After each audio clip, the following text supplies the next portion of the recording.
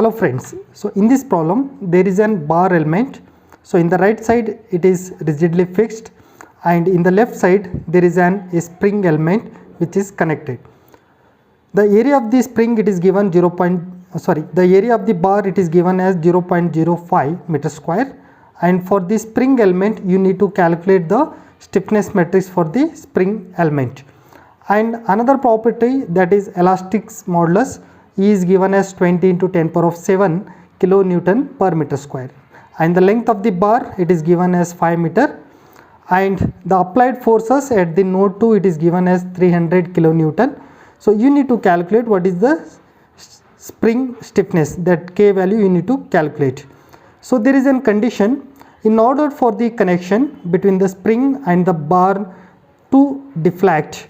So first condition, it is 1 millimeter under the force F. At this force there is a distance of 1 millimeter, and in the second case 3 millimeter under the force F you need to calculate. Okay, so first we will write the given values. Given the area is given, A is equal to 0.005 meter square for the bar element, and length is given in 5 meter, and Young's modulus E is given 20 into 10 power of 7 kilonewton. So kilo value again 10 power of 3 Newton per meter square. So it will be 20 into 10 power of 10 Newton per meter square, and the force it is given as 300 kilonewton. So kilo value again 10 power of 3 Newton. So totally it will be 3 into 10 power of 5 Newton. Okay, and you need to calculate the value of spring stiffness, that is K. So as you know, the stiffness matrix for the bar element, that is K is equal to AE by L in the 2 into 2 matrix, 1 minus 1 minus 1 1. So now we will say this is for bar element. The stiffness matrix for bar element. Okay, so what is the value of A? We will substitute here 0.005 into Young's modulus 20 into 10 power of 10 divided by the length of the element, that is 5 meter. So one thing you can observe here, all the values we are taking in meter. Area is in meter and length is in meter. Young's modulus is also in the meter, in the form of meter. So 1 minus 1 minus 1 1. So what will be the displacement here? Okay, so in the line diagram, so here there will be displacement u1, u2 and u3. So I can write u1, u2, u1, u2. So now we will calculate the value here, 0.005 into 20 into 10 power of 10 divided by 5. So we got 200 into 10 power of 6. So let us say 2 into 10 power of 8. Again in the matrix 1 minus 1 minus 1 1. So now I will keep in the outside 10 power of 8, and within the matrix 2 minus 2 minus 2 2. So u1 u2 u1 u2. So let us say this is equation number 1. Then we will go to the spring element now, because this is an element 1 and this will be element 2.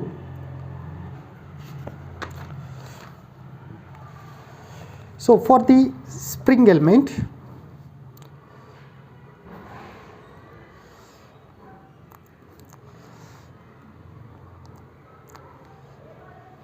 the stiffness matrix it will be K is equal to, so here there will be K value where AE by L is equal to a spring stiffness. So that I can say it is K here, small k, 1 minus 1 minus 1 1. Okay, so now you need to calculate the value of k, right? So let us keep like that, 1 minus 1 minus 1 1, and we will write the displacement, that is u2 u3 u2 u3 for the element 2. Let us say this is equation number 2. Okay, so this is an capital K here. Now we will make the global stiffness matrix. The global stiffness matrix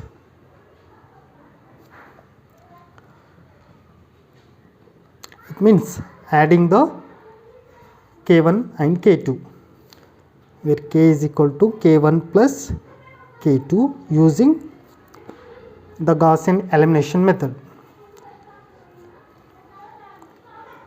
So here we will write K is equal to, what is the value of K here that you need to calculate? It means in the both the elements it is 10 power of 8 2 minus 2 minus 2 2 plus K 1 minus 1 minus 1 1.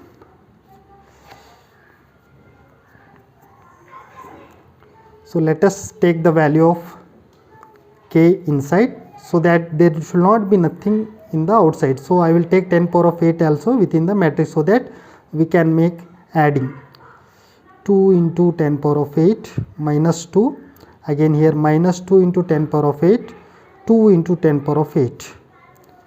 So plus, again here it will be K minus K plus K. So now I can make the global stiffness matrix. So I will represent all the displacement here, u1 u2 u3, in the vertical u1 u2 u3. So it will u1 u2 u2 here, u2 u3 u2 u3 as per the equation 1 and 2. So u1 and u1 you will have 2 into 10 power of 8, u1 u2. So first row second column, minus 2 into 10 power of 8. Okay, so in u1 and u3 there is no relation between u1 and u3, so that value you can take as 0. Now u2 u1, so u2 u1 second row first column, that is minus 2 into 10 power of 8. Now here this is very important to understand here, u2 u2, so second row second column you will get 2 into 10 power of 8. Again similarly in the, okay, so after the global matrix again you need to write the load vector and displacement vector, where load vector F is equal to F1 F2 F3 and displacement vector u1 u2 u3. Okay, then we'll write the finite element equation. The finite element equation is given by, that is K into U is equal to F, right? So in this format you will write now. So the first we will write the global stiffness matrix, that is 2 into 10 power of 8 minus 2 into 10 power of 8 0. Then second row minus 2 into 10 power of 8. So here 2 into 10 power of 8 plus K, then minus K. Third row 0 minus K K. Then we will write the displacement vector u1 u2 u3 is equal to force vector F1 F2 and F3. Okay, so here where the boundary conditions are, the boundary conditions according to the loading conditions. So now you can see here in the given diagram, so where one in the left side and also in the right end both are fixed, it means the displacement at this end and this end it will be 0. It means u1 and u3 you will get 0.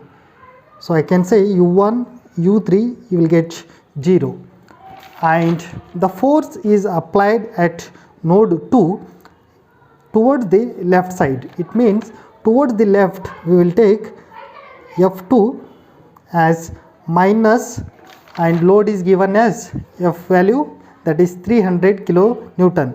So 3 into 10 power of 5 we have converted, minus 3 into 10 power of 5 Newton, minus because the load is acting towards left side. Okay, now we will apply the boundary condition to the given equation. So once again we will write the same equation, minus 2 into 10 power of 8, 0, minus 2 into 10 power of 8, 2 into 10 power of 8 plus k, minus k, 0 minus k, k. So now the boundary conditions are u1 and u3 0. So u1, u2, u3 0. And forces. So there is no force at 1 and no force at 3. Only the force is acting at node 2. So we'll keep as F1 as it is, and F2 will take as minus 3 into 10 power of 5 and F3. Okay, anyhow F1 and F3 will get cancelled. So now where u1 is 0 and u3 is 0, so neglect the first row and first column, and third row, third column. So first row and their first column, and the third row, third column. So what will be the remaining here? It is 2 into 10 power of 8 plus k is equal to, into u2 is equal to minus 3 into 10 power of 5 you will get. Okay, now we can say where u2 again 2 into 10 power of 8 plus k into u2 is equal to minus 3 into 10 power of 5. So now you need to calculate the spring stiffness, that is k, and the first condition is given as where 1 millimeter under the force F. Okay, so at here the u2 is making the deformation, it will deflecting 1 millimeter. It means the u2 value given, u2 value is 1 meter, so 1 millimeter. So where 1 millimeter, because all the terms we are taken in millimeters, so 1 millimeter is equal to 0.001 meter, because we need to consider in meter. So now we will write 2 into 10 power of 8 plus k into u2 value is 0.001 is equal to minus 3 into 10 power of 5. So now we will make the multiplication. So k, so 2 into 10 power of 8 into 0.001 will get 2 into 10 power of 5 plus again k into 0 point. So we'll write 0.001 into k minus 3 into 10 power of 5 again. So we'll take 2 into 10 power of 5 in the right side. So 0.001 k is equal to minus 3 into 10 power of 5 again minus 2. So it will get minus 2 into 10 power of again 5. So we'll get 5 minus 5 into 10 power of 5. Okay, so k is equal to minus 5